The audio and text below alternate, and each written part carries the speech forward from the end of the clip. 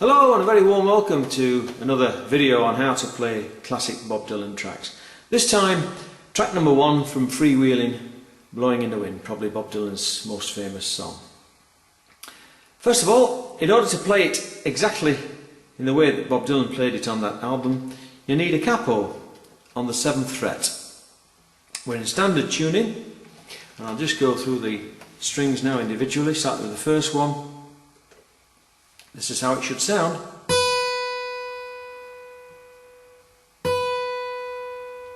And that's a note B. Second string. And that's F sharp. Third string. And that's the note D. Third or your G string, your fourth string, a note A, fifth string, E,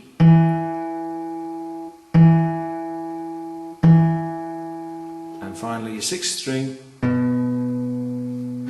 and that, as with your first string, is sounding out a B note. Okay, now the chords. The standard G chord. But I'd also recommend that you play this version of G occasionally with the second string fretted in the 3rd fret.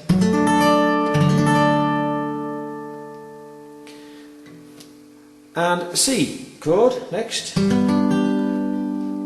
what I would recommend is, rather than hold down that C shape, use the 6th string as well, fretted at the 3rd fret.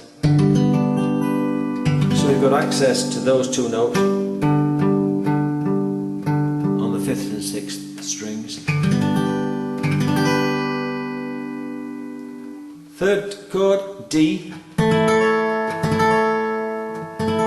And also with the thumb over the top, so that it's fretted at the 2nd fret on the 6th string. So those are your 3 basic chords: G, C, D. And there's a variation on the G chord. Just remind you, if we're playing this G chord with the 2nd string also fretted at the 3rd fret, then all we need to do is lift off the pinky and the 2nd string, leaving those two in place. Then we've got a chord there, which is a variation on the G chord, which is also used in the song. More of that later. Okay. Next, a strum pattern, and this is essentially for beginners. What I'm going to do is start first of all with a very basic strum pattern, and then develop it to look at how Bob Dylan's actually strumming it on that track on Freewheeling. Now the song is in 4/4 time. So there are 4 beats to each bar, and we can count it out in 4/4 time as 1, 2, 3, 4, 1, 2, 3, 4. So if we're holding down the G chord, then a strumming 4/4 time would be like this. 1, 2, 3, 4, 1, 2, 3, 4. But of course, that's okay as far as it goes, but it's not approaching anywhere near the way Bob Dylan played it. And what we need to do is to play on the first beat a bass string or a couple of bass strings, and then on the second beat strum the treble strings, or at least from the 4th string downwards. So we're getting something like this.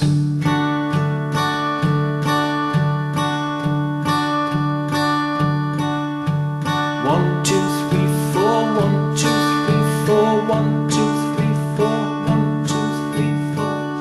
I'm doing is hitting the 6th string on the first beat, then hitting the 4th string downwards as a brush stroke on the 2nd beat, and on the 3rd beat returning to the bass string, then on the 4th beat the treble strings again, 4 strings downward anyway.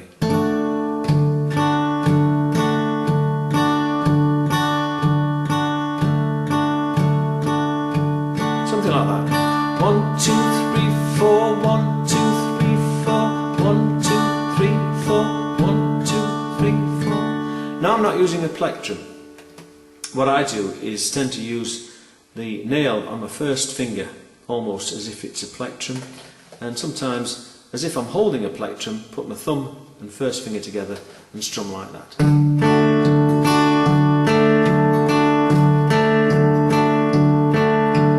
1, 2, 3, 4, 1, 2, 3, 4. Okay.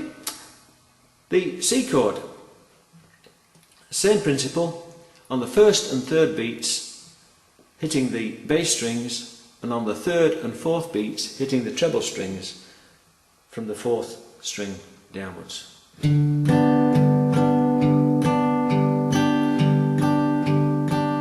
2, 3, 4, 1, 2, 3, 4, 1, 2, 3, 4.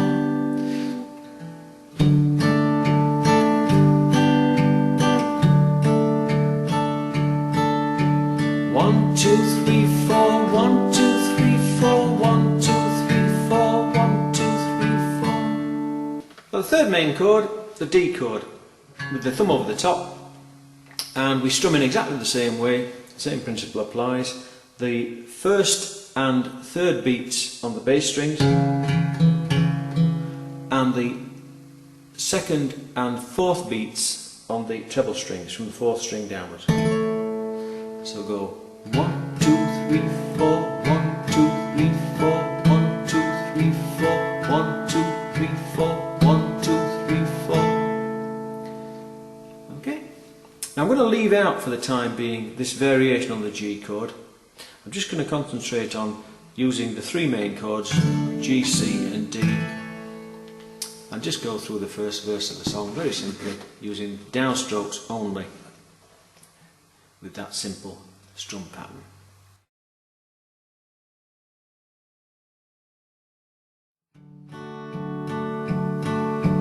How many roads must a man walk down before you call him a man? How many seas must a white dove sail before she sleeps in the sand? Yes, and how many times must the cannonballs fly before they're forever banned? The answer, my friend, is blowing in the wind. The answer is blowing in the wind.